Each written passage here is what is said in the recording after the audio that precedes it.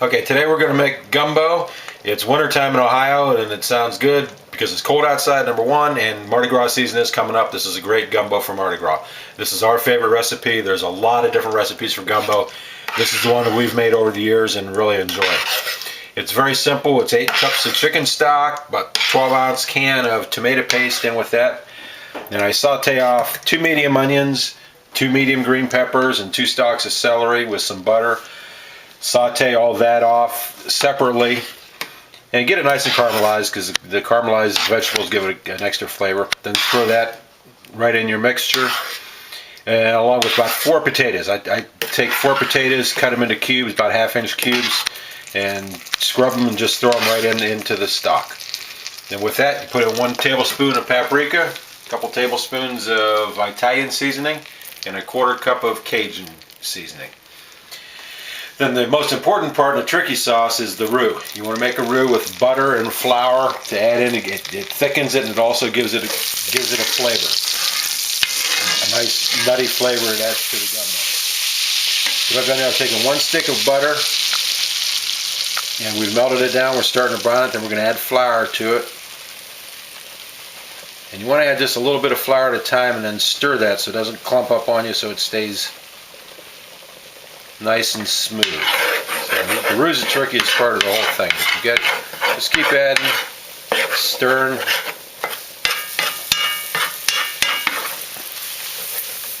Just like that. That needs a little bit more flour in it.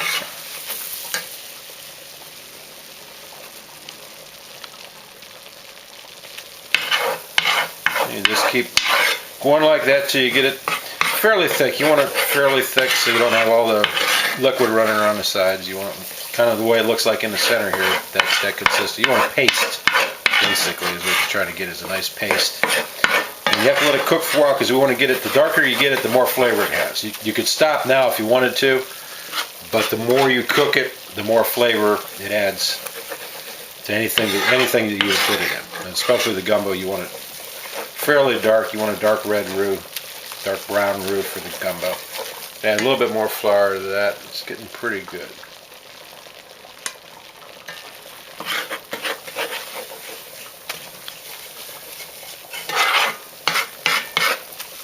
You can let this cook for a few minutes, then when it's done, we'll throw it in right in with the gumbo. Okay, this roux is ready to go. You see it's a darker brown. You want to keep stirring it continuously because you can see it'll stick on the bottom of your pan and it'll start to burn a little bit if you're not stirring it. So you want to keep stirring it. It's a darker brown. Go a little bit darker, but you run the risk of burning it and then you have to start all over. So this is plenty good right here. And we're going to take this and we're going to add it right into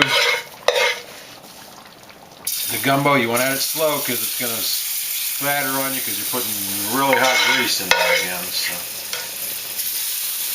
get that in there.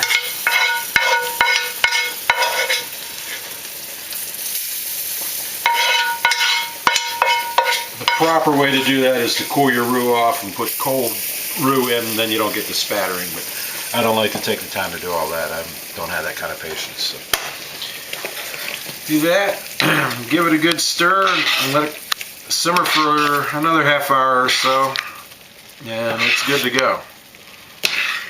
The roux will add flavor, and it will also act as a thickening agent to thicken it up a little bit for you.